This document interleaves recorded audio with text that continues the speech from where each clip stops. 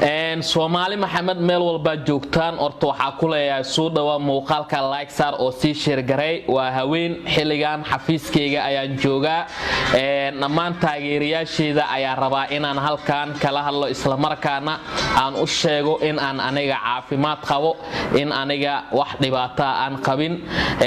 Soomaali hore waxay u tiri ninka ragga ah inta uu nool yahay dhibaato walba way soo maraysaa inta aan ka ahayn asaga oo foolana in la arko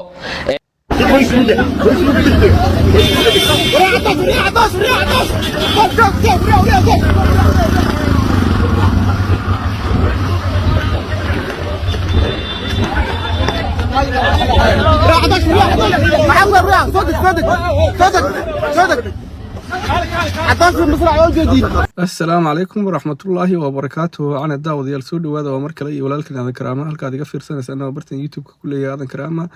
هدي أي تايمر كجور رسالة نصب وقتفضل سبسكرايب تا إنوصار ريح كاميرا الكعاس نقوقف كجور يسوي قدرن مقالة يدعبين كحيسة هل يكل الدول أنا هل كنكسو قد بيو هدي أظهر إنه رجوكتينها هذه أضبط ما سنتهاي مدى حد إنوصار انتهاي مقالك اللايكتا لايكتو مهم أي تهاي مقالك اللايك إنوصي قبته aad iyo aadna waad u mahadsantihiin Soomaali Maxamed meel walba joogtaan orto waxa ku leeyahay soo dhawa muuqaalka like saar oo si share garay waa haween xilligan xafiiskeyga ayaan joogaa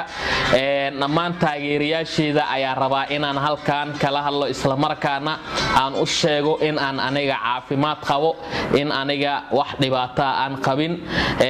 Soomaali hore waxay u tiri ninka ragga ah inta uu nool yahay dhibaato walba way soo maraysaa inta aan ka ahayn asaga oo foolana in la arko Soomaali ninka ragga sidiisa xaalad walba oo soo marto waxa loo baahan inuu isdajiyo aniga xaaladaas aan galay dadka qaar way ku farxayeen dadka qaarna way ka xumaanayeen horta waxa la lahay dhammaan ummadda Soomaali iyo qof walba muslim ah waa walaalo waayo jabka walaalka inaa ku faraxdo ma ahan dadka xumaanta ku farxay waxa leeyahay inaa adiga xumaan ah ku faraxdo waxaa jiro dadka qaar oo ka xumaanay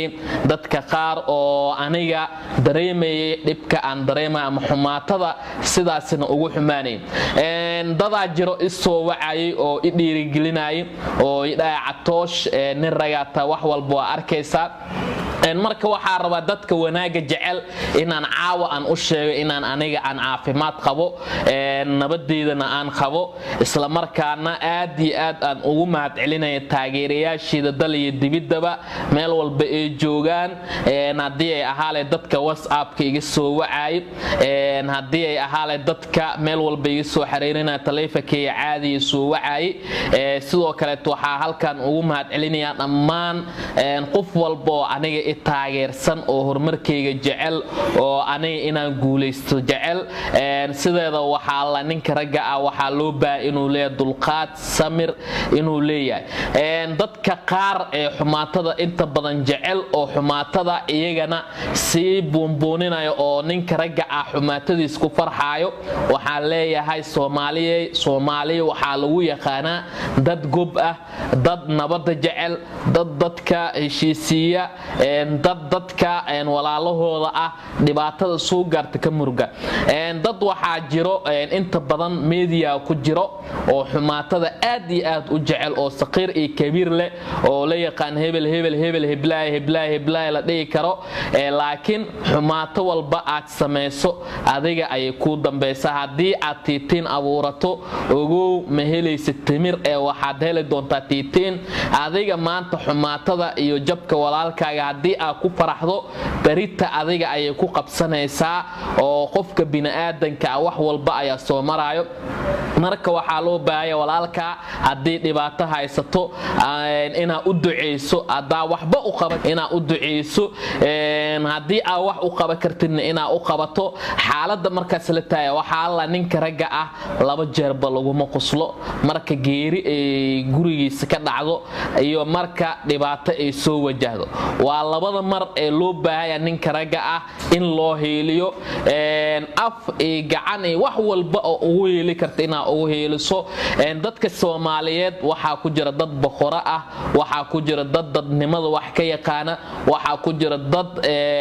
caabinta iyo wanaaga ku wanaagsan dad xunna way ku jiraan laakiin waxaa labadoo dhan hal malaaya xumeeyay lahay dadkaas dhan oo wanaagsan maanta waxaa ka soo horeyso boqolaal qof oo xun laakiin aniga ma fiirinayo xumaanta dadkaas ay wadaan ma fiirinayo gardarada iyo dulmiga ee baraha bulshada ku sii wadaan aniga walaalka ahay waxba kama faa'iideysan maanta dad catoosha ilka baqda catoosha dhibaato gaarta catoosha saad dad waxba kama faa'iideysid horena waxaa loo dhahaa hadalheyntu waa sharaf marka taa qof horumaray ma faatay waxa ilaahay aniga uu ii qoray oo ilaahay habeenka caloosha hooyaday aan galay la ii qoray waxaan ahayn aniga ma helay waxaan ahayn aniga ima soo gaarayin waxaan ahay shakhsi waalidiintiisa jecel waalidiintiisa ka dambeeya shakhsi maanta la ceshan karo walaalaya ceshan karo ehelaya ceshan karo waalidaya ceshan karo qaraabaya ceshan karto laakiin aniga waxa Soomaali weyn oo dhan ay ceshan karto laakiin aniga waxa raba wadada saxda ah inaad igu ceshan karto oo waxa la walaalkaaga hadii uu gardaran yahay gacanta ayaa qabanaysa waa u hiilinaysa hadii uu gardaran yahay waa u heelinaysa hadii laga gardaranayo waa u heelinaysa rasuulkeena Muhammad nabadgaliye naxariis korkiisa aatee ayaa asxaabta dhaheen hadii laga gardaranayo waaba garanee hadii uu gardaraya qaabkee ugu heelinayna markaas Allah walaalkaaga gacanta qabanaysa hadii uu gardaraya waa u sheegaysa hadii laga gardaranayo waa u heelinaysa oo cadaalada u raadinaysa marka dadka Soomaaliyeed dad badan oo wanaagsan waa jiraan aniga maanta waxaan ahay qof caan ah qof horumar gaaray horumarka iyo nolosha aan ku jiro dad baa ka xun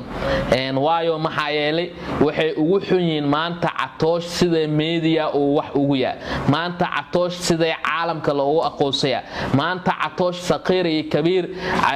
aqoon-yahan iyo caami waayeel madax iyo shacab sida ay ixtiraamayaan ayaan aniga u ixtiraamayaa shacabkay respect ayaa u hayaa aniga waa jeclaa dhammaan ummadda Soomaaliyeed meel walba joogan qof walba mas'uul min shacab dhammaan ummadda Soomaaliyeed madaxay ii saareen dadka xun waxaan leeyahay ilaahay ka cabsada xumaan ma fiicna ina xumaan boonbooniso ina been abuur aa sheegto wajigay waa ka arkaysa wax garaafa male dada dhaacatoosh wajiga laga bedelo waa arkaa oo media wado dada dhaacatoosh waa la qari dada dhaacatoosh waa dhinti horta aniga hora kugu sheey ilaahay wuxuu ii qorin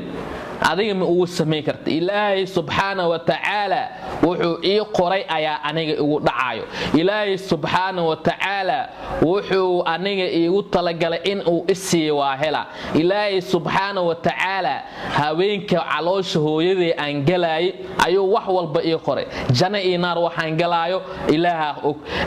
wanaag iyo samaan waxaan sameynaa ilaaha og qof walba oo dunidan saara walaal adduunka uu kula weynaan